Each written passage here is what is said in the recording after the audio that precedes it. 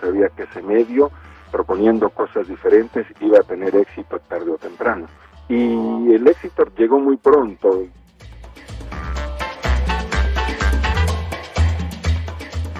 La voz que escuchan es de Enrique Atonal. Hoy es investigador teatral, pero hace 54 años estuvo al frente de Radio Educación.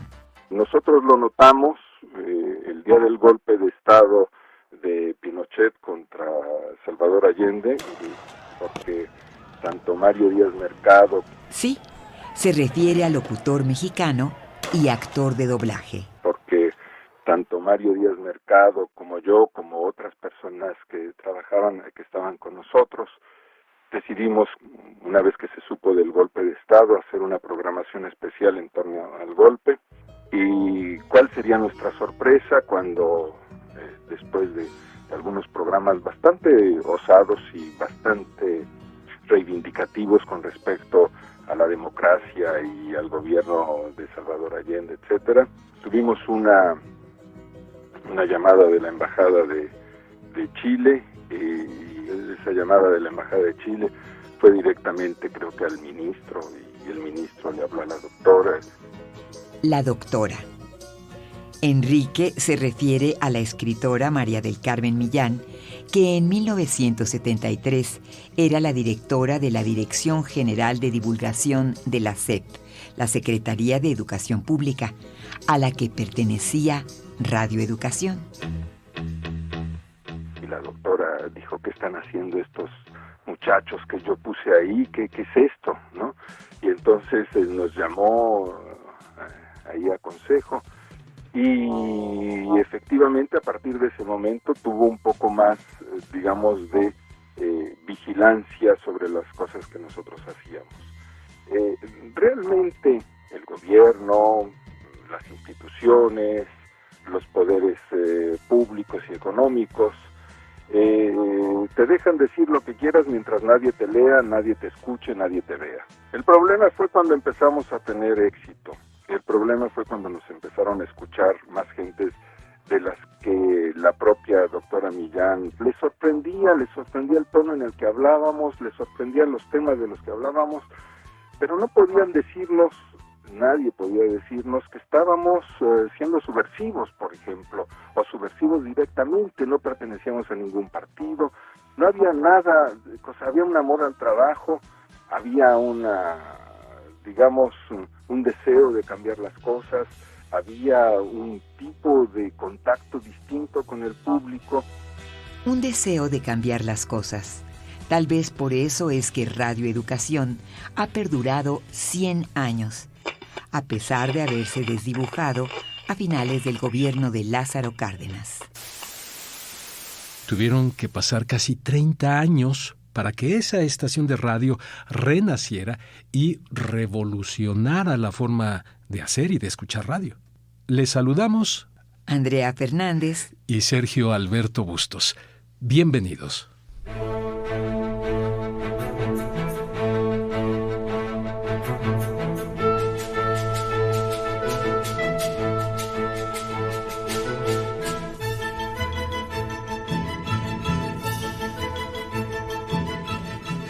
Esto es Aquí en Radio, un recorrido sonoro por la historia de Radio Educación.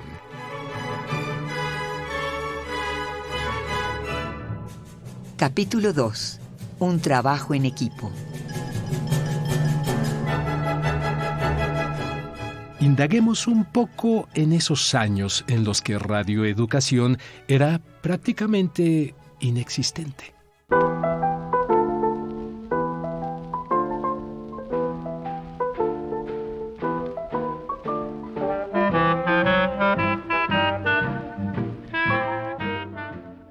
A inicio de los años 40, la radio de la SEP ya no estaba en el dial. Sin embargo, no dejó de producir contenidos. Se volvió en algo así como una productora.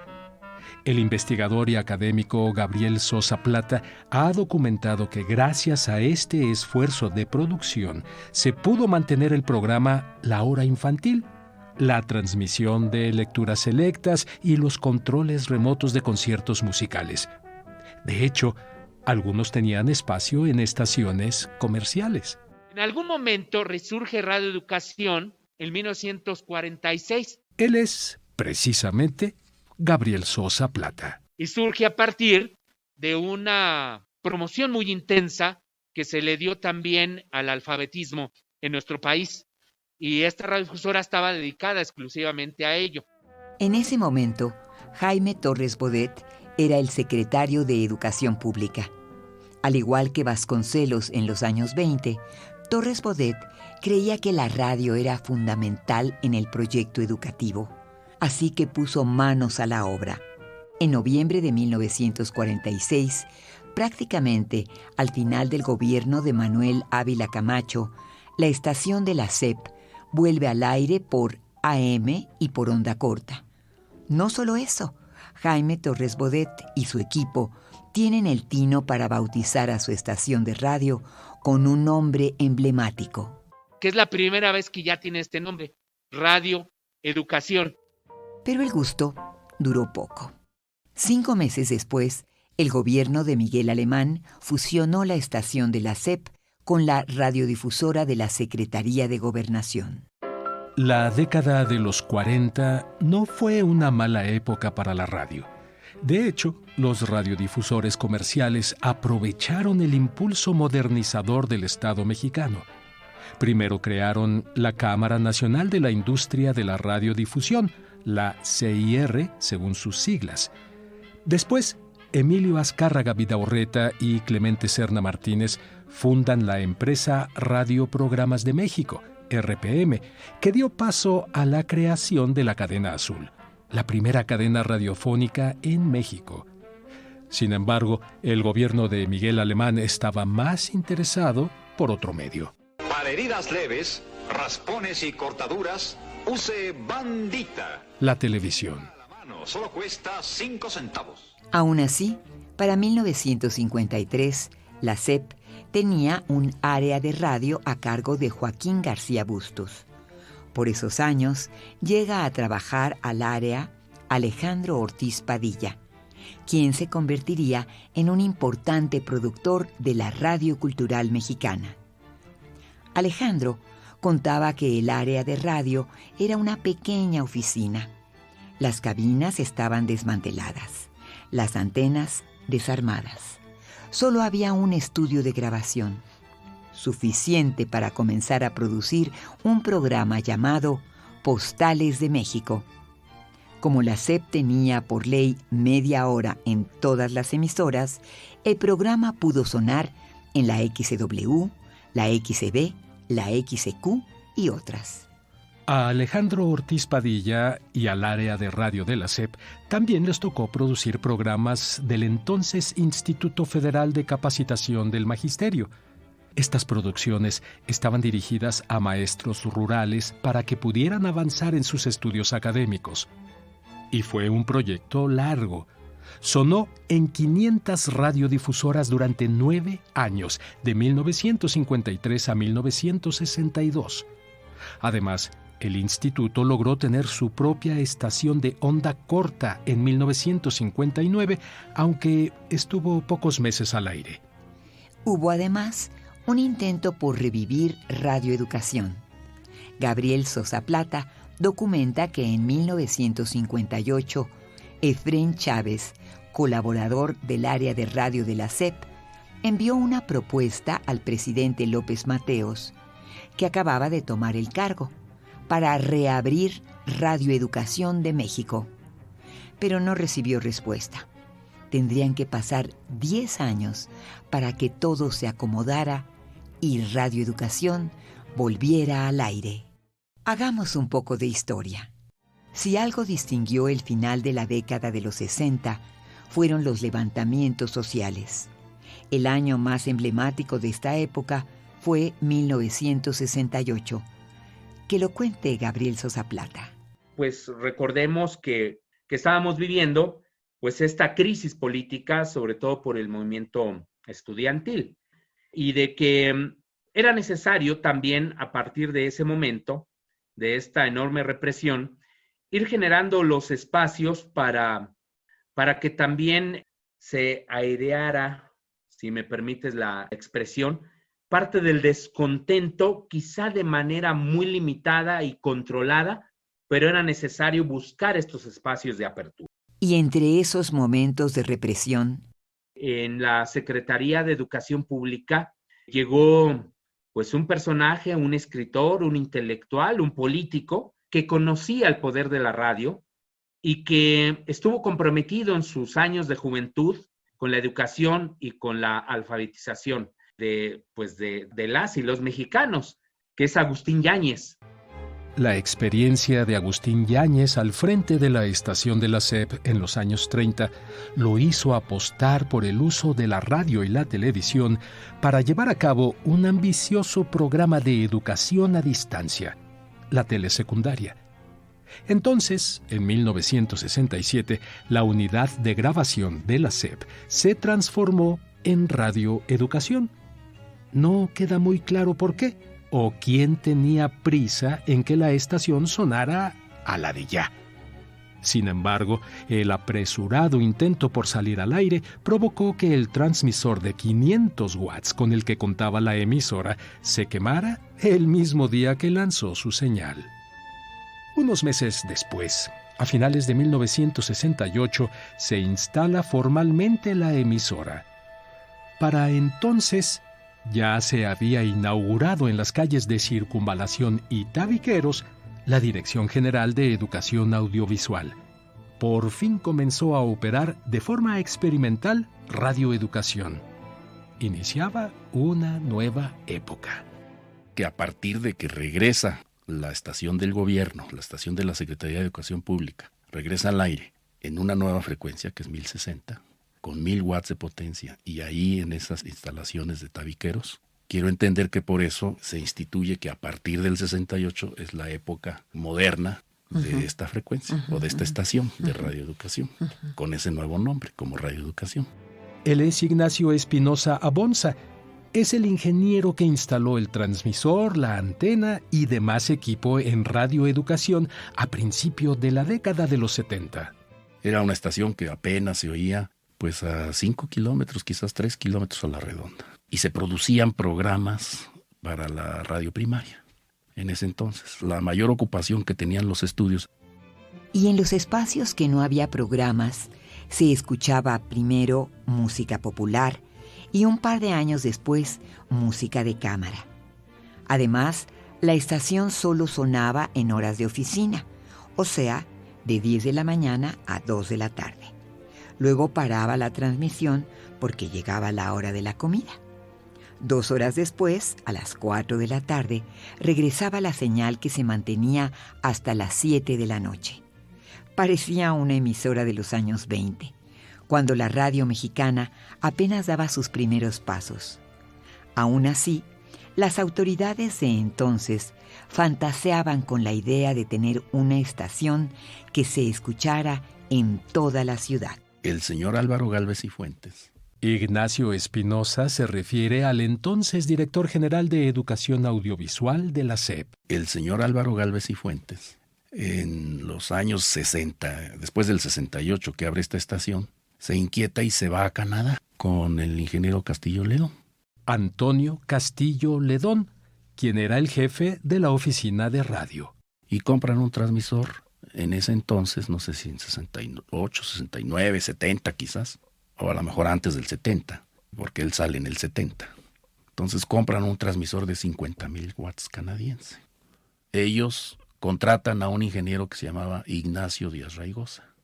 Era el ingeniero de mantenimiento de grupo, que hoy es Grupo ASIR. Compra los gabinetes, compra todos los elementos, o casi todos.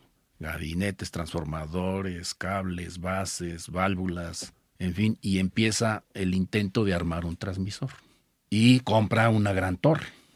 Compra la gran torre y empieza a armar el transmisor. Y a buscar un terreno. Y yo creo que sí, a buscar el terreno. Sin embargo, el armado del transmisor que potenciaría la señal de la estación de radio quedó en proyecto. Todo eso quedó guardado en unas bodegas de la Ciudadela. que era de la Secretaría de Gobernación.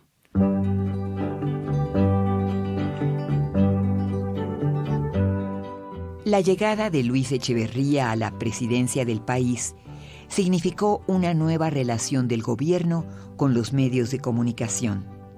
El nuevo gobierno insistía en elevar el nivel cultural e informativo de la programación de radio y televisión, así como incluir contenidos de apertura democrática y orientación social.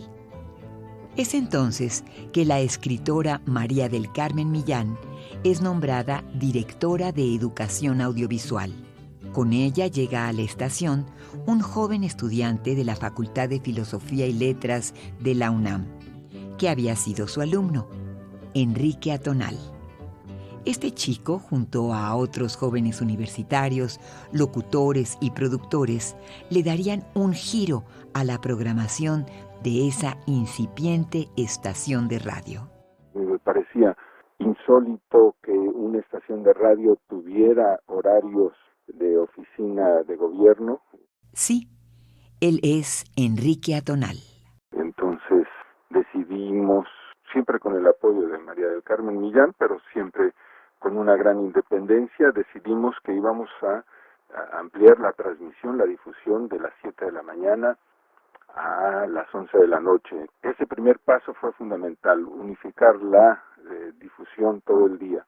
Y la segunda parte que vimos es cambiar el tipo de música que se pasaba, tratar de hacer una programación musical mucho más coherente con la modernidad en ese momento en México.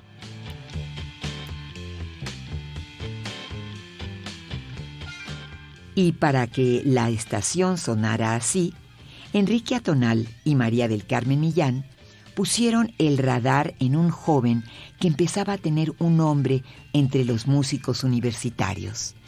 Había musicalizado una película y podría diseñar la programación musical de Radio Educación.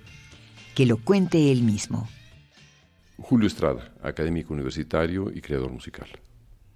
En 1971 fui invitado por la doctora María del Carmen Millán, entonces directora de Radio Educación, para participar como asesor musical de la estación. Me asombraba que en aquel momento quien programaba solo incluía la música de Juan Sebastián Bach, lo cual era un gran placer, pero no diario. Propuse, y éramos un equipo bastante joven, que se modificara esa programación, se ampliara los horarios y se abriera sobre todo el repertorio a todos los tipos de música. Música popular, música folclórica, música tradicional, música clásica, música electrónica, en fin, jazz, rock and roll, etc. Y fuimos la primera estación en el mundo que programaba por computadora. Empezó a sonar música de otro modo en el cuadrante mexicano, cuando todo el mundo creía que la radio estaba sentenciada a morir y a ser una especie de rocola de los éxitos del momento. Nosotros pudimos plantear que había otro tipo de música, que había otros continentes, que había otras dimensiones, y plantear también que había otras voces. Digamos que parte de esa alternancia musical que tiene Radio Educación se la debe a un modelo ingeniado y creado por Julio Estrada. Y se creó una estación totalmente nueva. En ese momento provocó fue un signo muy positivo, provocó un cambio en la radio en México. Y Radio Educación, que apenas si se escuchaba, que era la radio de los sordos en época anterior, se convirtió en la radio más audible. Incluso los pesados programas de primaria por radio adquirieron frescura, como lo narra Enrique Atonal. Hicimos una historia de piratas en materias como geografía e historia, que ganamos un pequeño premio creo que en Canadá, con una improvisación que hicimos en torno a un tema histórico, que era una oportunidad y que valía la pena que hiciéramos de esos programas unos programas divertidos y que radiofónicamente tuvieran un valor. Y empezamos a trabajar con maestros, pero también con productores, con guionistas, con actores.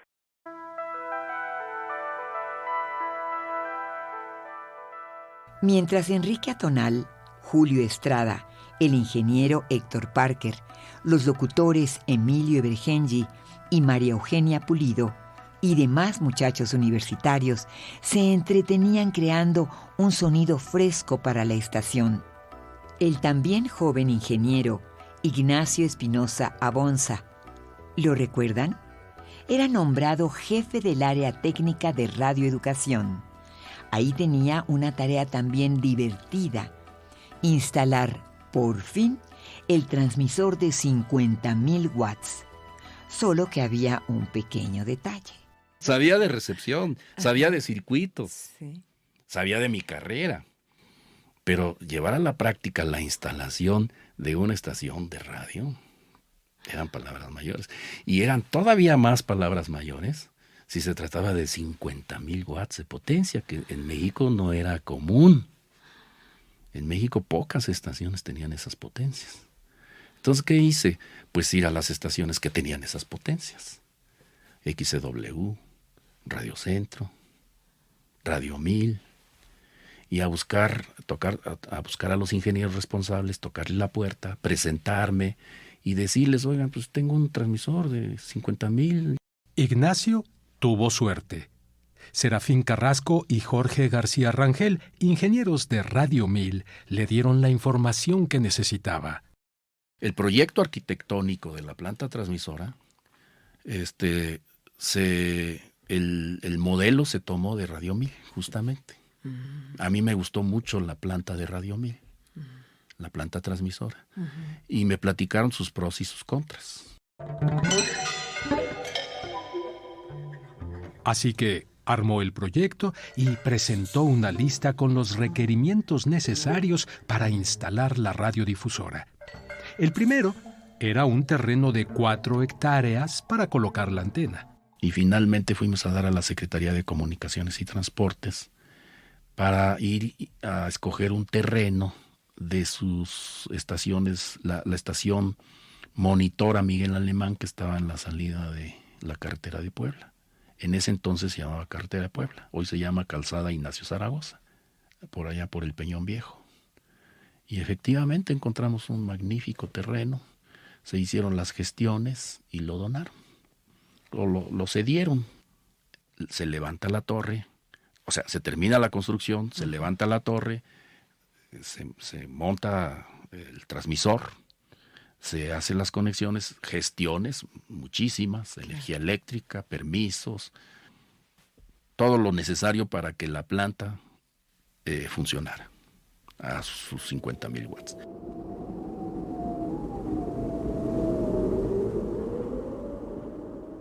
No me dejaron funcionar a 50,000 watts, a pesar de que el transmisor fuera de 50,000. La Secretaría de Comunicaciones y Transportes me lo impidió por sus normas. Entonces tuvimos que sacarla inicialmente con 10 y la máxima autorización era 20. Pero el día 1 de julio de 1973 se enciende el transmisor. Identificación 5,2. El productor dijo: lluvia de ideas, lluvia de ideas. Y pescó un resfriado. Después dijo: ¡Quémense el coco! ¡Quémense el coco! Ese día hicimos una parrillada. Salgan a que les dé el aire y piensen. La secretaria se quedó sin peluca. Por fin dijo: ay, échenlo por tierra. Y lo enterramos. Era tan sencillo como decir: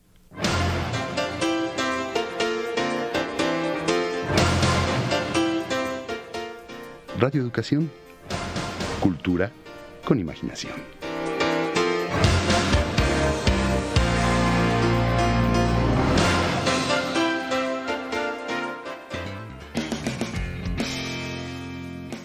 En 1974, un conflicto con maestros de telesecundaria provoca que la Dirección General de Educación Audiovisual sea dividida en dos. Una conservaría el nombre del área de la que se desprendió, y la otra Sería llamada Dirección de Divulgación y Bibliotecas, la cual se encargaría de radioeducación.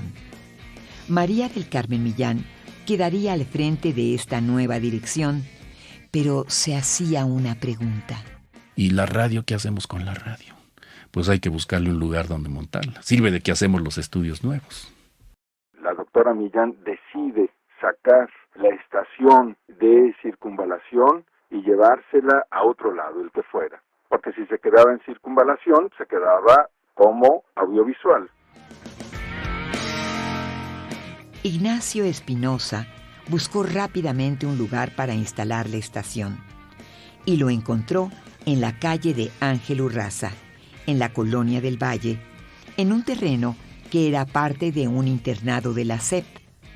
En medio del lote había una construcción, la casita, la ya mítica casita de Ángel Urraza, en la que se instaló hace 50 años radioeducación. Según cuenta Ignacio Espinosa, tenía 3 recámaras: sala, comedor, cocina y baño. Pudo ser habitada por el director de la escuela o por el conserje. Como sea, era un buen sitio para instalar de manera provisional una estación de radio y transmitir desde ahí. Los ingenieros ven que es posible hacer el cambio y una noche terminamos en circunvalación y al otro día abrimos ya ahí en Ángel Urraza. Y nos fuimos de la noche a la mañana, ahora sí que textual, a Ángel Urraza, a la casita, y seguimos difundiendo desde esta casita. O sea, lo que hacemos es traer a la radio y meterla en la casita. En la casita, las recámaras las hicimos estudios. No es cierto. La cocina, la sala y una recámara fueron los estudios. De un lado se transmitía y del otro lado se grababa.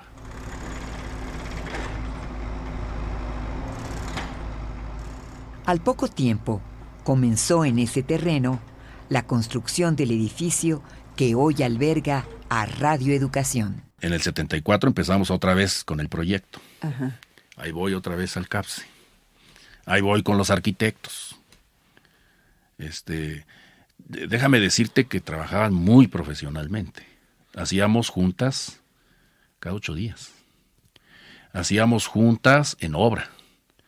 Había un ingeniero responsable eléctrico, había un ingeniero proyectista, había un ingeniero arquitecto residente, había el de aguas pluviales, había el de aire acondicionado, había el que se contrató para acondicionamientos acústicos y demás.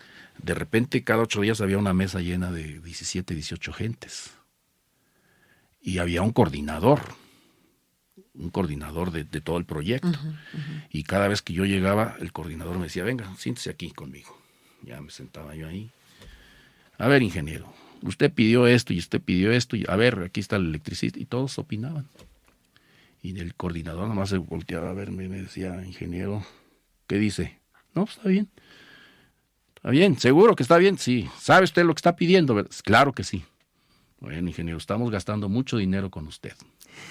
¿Va a funcionar? Claro que sí va a funcionar. Mis rodillitas nomás temblaban aquí. Pero me sostenía y sí, pues claro que va a funcionar.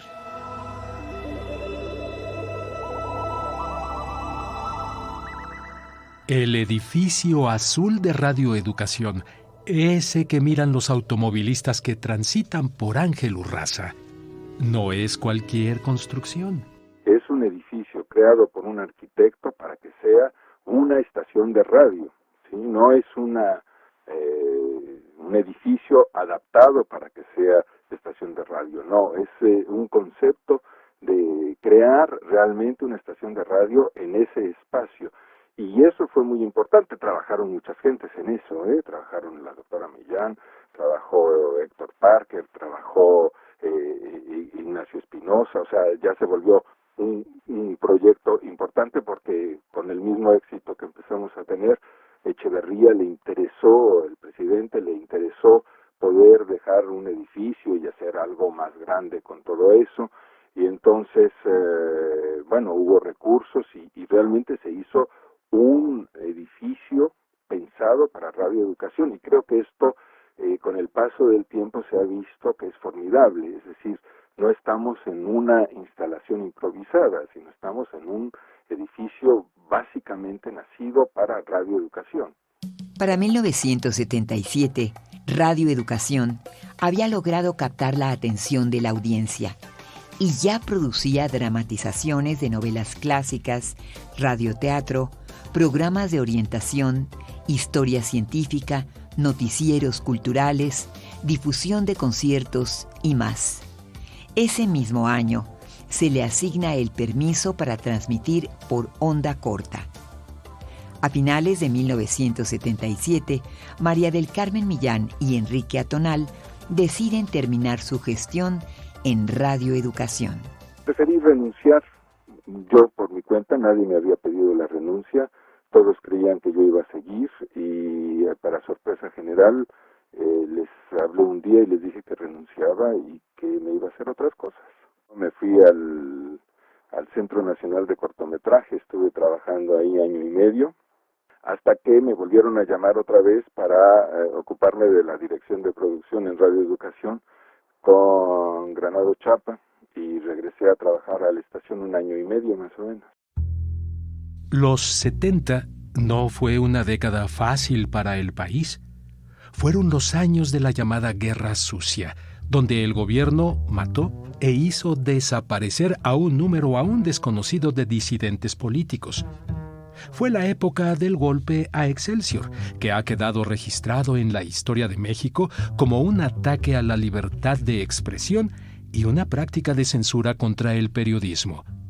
Resulta valioso que en este contexto, el equipo que lideró Enrique Atonal, esos jóvenes que hicieron resurgir Radio Educación, pudiera encontrar en la estación algo más que una manera de hacer radio. Creo que ese es lo más importante que nosotros logramos en esa época, esa sensación de libertad, esa sensación de que estábamos en un espacio libre. Y tal vez eso se deba a que en Radio Educación entendieron desde un principio de qué se trata la radio. La radio no es un trabajo de una persona, la radio es un trabajo de equipo. Radio Educación es su gente, son sus trabajadores. Pues lo que valoro más, así para mí, es mi radio.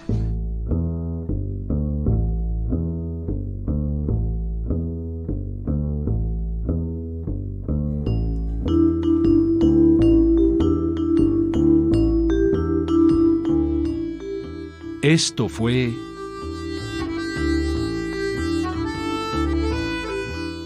Aquí, en Radio, un recorrido sonoro por la historia de Radio Educación.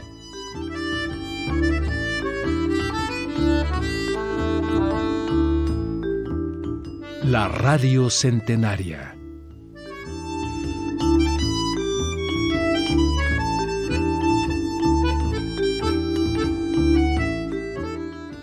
Agradecemos el apoyo de nuestras compañeras y compañeros Heriberto Acuña, Lénica Ávila, Lourdes Ailuardo, Pilar Muñoz, María Eugenia Pulido y Ana Leticia Vargas.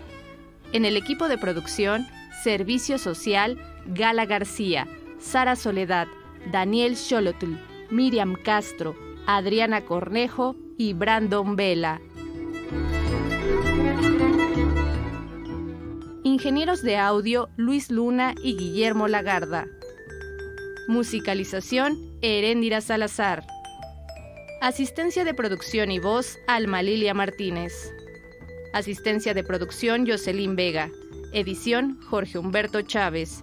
Conducción, Andrea Fernández y Sergio Alberto Bustos. Guión e investigación, Memo Bautista. Producción y coordinación general, Laura Elena Padrón.